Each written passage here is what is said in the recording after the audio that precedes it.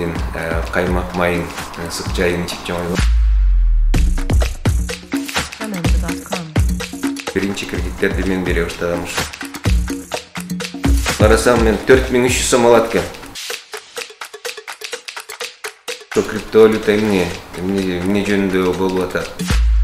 Касымов Жыргалбек Туратбекович Кыргыз өлкөсүндөгү банк системасын асыя экономика багытында мыкты сөз кесүүндө бир катар беделдүү иштерди аткарган Жыргал Касымов ушул тапта Айыл банкта экономика маселелери боюнча консультант. Бир кесипке карата жогорку окуу жайдан билим алып, коюп гана ал кесип менен иштей берүүдө билим өтө аздык кылат. Өз багытыңда дайыма окуп, изденип, иликтенип жүрүү зарыл. Мына ушундай пикирдеги каарманым менен эмгек жолу тууралуу кеп курдук. Алтайымдан өзүмдүн ата-энем, чоң атам, чоң энемдин колуна беришиптир. Ошо чоң атам, чоң энемдин колунда өстүм. Дархан айылда ошол жерде мектепти бүттүм. Чоң атам 2-чи дүйнөлүк согуштун каарманы болгон, жарадар болуп келген. Булту дагы жакшы баспай калган. Ошо чоң атамдын айтып берген, согуш жөнүндө айтып берген окуяларын тыңшап, ошо чоң атам жанында отуруп, ал эми чоң энемдин каймак майын ысык жайын ичип жоңойгом.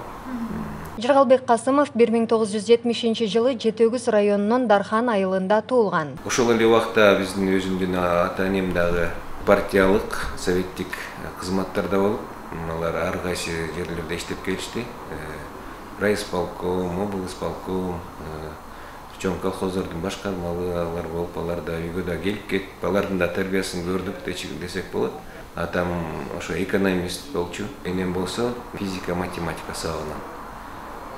Ошо атам менен чогуу жүрүп, ар бир кайда барып иштебесе, ошол жака барып мугалим болуп иштечи да. Анан бизге дагы тарбиясын берчи. Жогорку окуу жайга тапшырган соң 1987-жылы Украинанын Богодухов шаарында аскердик кызматын өтөгөн. 1992-жылы Касымов финансы жана кредит адистигине ээ болуп, ошондон тартып эле анын карьерадагы тепкичтери башталган. Жаңы ачылып аткан Меркурий банк деген бир банкты түздүк достор менен. Ал банк Юнус Манеевич Дунларов, Төлөмеш Киевтин банкы болчу, Меркурий деген банк, ошону түздүк. Ал иштей баштады, ошол банкта эле мен иштедим кредиттик бөлүмдө.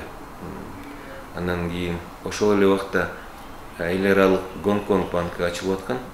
Досум ошол жака кетип, ал баягы инициативдик группада экөөбүз иштечүбүз да, ал ошол жака кетип, андан кийин мен ошол банкка өтүп кеттим. Хэнфэн деген эл аралык Гонконг банкына. Ал банкта иштеп жүрүп, анан Эридан деген банкка өттүм. Ошо бөлүмдүн начальниги болуп. Ошол эле банкта кийин аты өзгөрүп, Энексим банк болуп калды. Ал банкта ошо төраганын, башкарманын төрагасынын орун басары болуп иштедим. 2002-жылга чейин. Өз кесиби менен 10 жыл иштеген соң жаш демилгелүү Буладис 2002-жылы өзүнүн күчүн президенттик администрацияда экономика тармагында иштеп сынап көрүүнү чечкен. Конкурс аркылуу өзүмдү сынап көрөйүн деп ошол жака өтүп, референт, эксперт, заведующий сектором экономической политики болуп 6 жылдай ошол жерде иштеп калдым. Ошол банк системасын курировать эттим. Министерство финансовду курировать эттим, жанагы эл аралык донорлор боюнча ошол жерде иштеп жүрдүк. Анан 2008-жылы ушул аманаттарды коргоо агенттиги деген боюнча закон киргизилип, ошол жерге жетекчилик кылып, 10 жыл ошо аманаттарды коргоо агенттигинде жетекчи болуп иштеп калдым. Ошол бир закон, кагаз түрүндө закон колунда, анан президенттин указы колунда, мени ошол жака назначение, ошо менен ошол 10 жылдын ичинде чоң агенттикти түздүк десек болот. Азыр анын фонддун көлөмү 4 миллиардка чейин жетип калды десек болот. Ошол андан кийин бул жерде консультациялык маселелер менен эл аралык дүйнөлүк банк менен иштеп калдык. Андан кийин 2019-жылы Жыргалбек Касымов каржылык акыйкатчы мекемесин негиздеген. Ал банктык каржылык кызматтардын керектөөчүлөрүнүн укугун коргоо, каржы тармактары боюнча кеңеш, түшүндүрмө берүү, керектөөчү менен банктын ортосундагы талаш-тартыштарды эреженин жолунда жөнгө салуу, калктын каржылык сабаттуулугун арттыруу функцияларын өзүнө камтыган. Банк кызматкерлерин деле окутса болот, ошо элди дагы окутса болот. Финансылык жана терминдерге, же болбосо операцияларга дегендей. Анан финансылык медиация деп коет. Мынакей банктын кардары кээ бир банк көрсөткөн кызматтарды өзүнүн деңгээлинде ала албаса, экөөнүн арасында мындай талаш болсо, суроо болсо, ошонун ортосуна барып, ошо медиатор келип экөөнү жараштырат да. Сиздики мындай экен, сиздин каалооңуз мындай, талап мындай экен, анан мындай экөөңөрдү жараштырып, кол алышып, сот системасына, сотко бербей, жеткирбей спорду, талашты жөнгө салуу деген ушул 3 багыттагы нерсе менен аракет кылмак, бирок пандемия учурунда иштөөгө туура келбей калды. Биз ишти токтотуп койдук да. Бирок азыркы убакта менин чакы баягы конкурстар болуп турат. Ошо дүйнөлүк банктын конкурсу менен ошо Кыргыз почтасына жардам берип бир 6 ай иштедик. Азыр болсо Айыл банкта консультант болуп, экономикалык консультант болуп бул жерде иштеп атабыз. Бул жерде ошол банк системасын өнүктүрүү боюнча именно Айыл банктын андан ары өнүгүшүн, стратегиялык өнүгүшү боюнча бул менин ошо маселелерим. Өкмөт менен байланышуу, жогорку кеңеш менен байланышуу, анан ошо банктын төрагасына өзүнүн сунуштарымды, экономикалык сунуштарды кантип өнүктүрүү боюнча сунуштарымды берүү менин ошо милдетим да.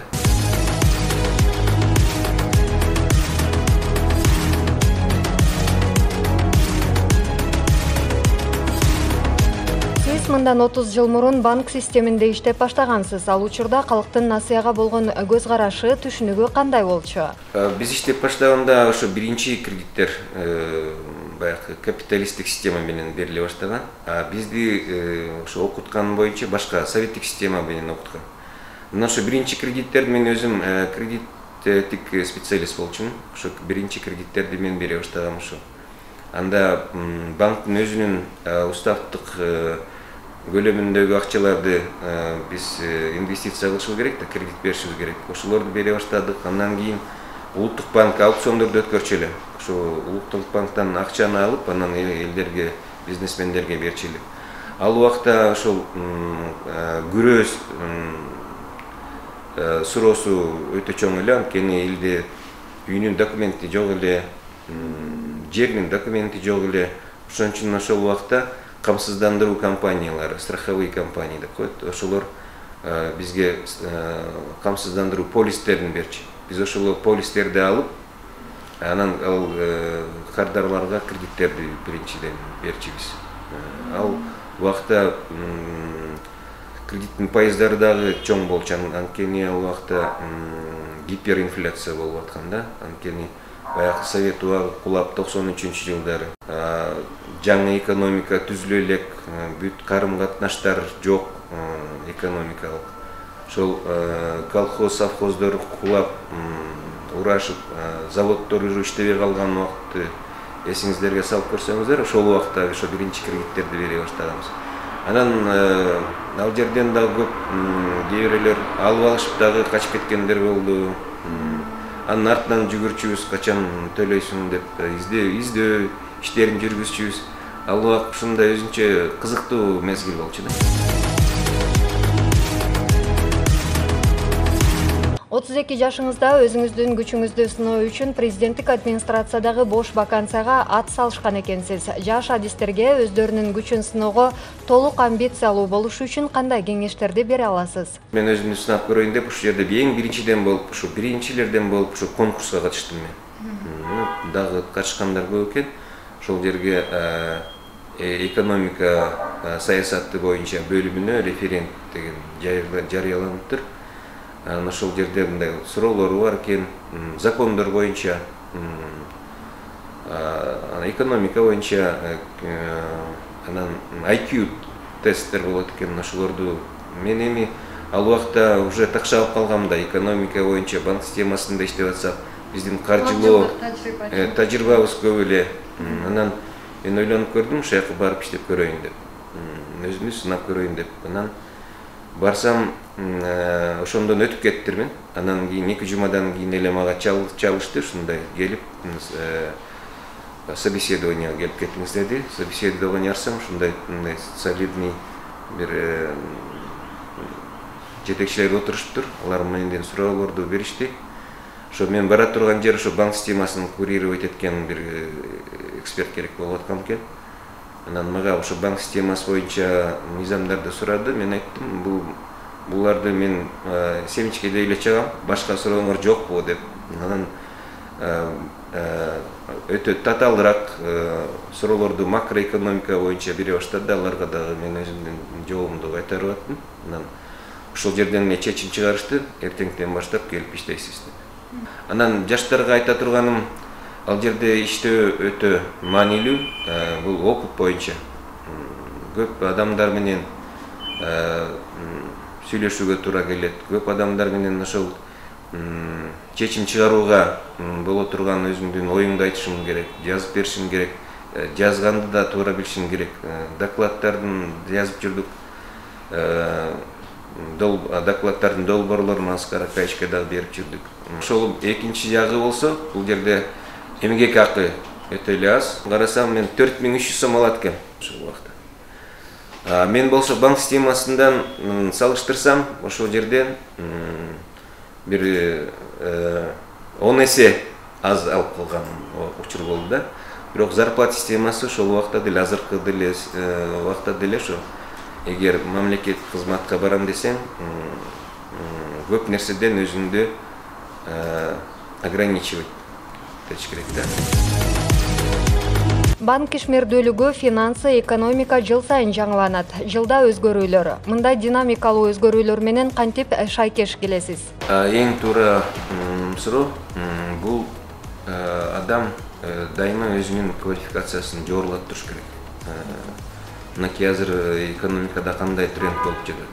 Криптовалюта деп азыр айтып атабыз да. Биз ошо криптовалюта эмне жөнүндө болуп атат, кандай операциялар болот? Ошол окууларда азыр интернет деген бизде эң чоң баалуулук бар да, ошол интернеттен карап окуйбуз. Же болбосо башка литература, адабияттан карап, же болбосо чоң эл аралык организациялардын өздөрүнүн сайттары болот, ошолорго кирип окуйбуз. Же болбосо азыр көп мүмкүнчүлүк бар да, интернет аркылуу, же болбосо онлайн, же болбосо өзүнчө бир окуу центрлерине барып билимиңди жогорулап турсаң болот.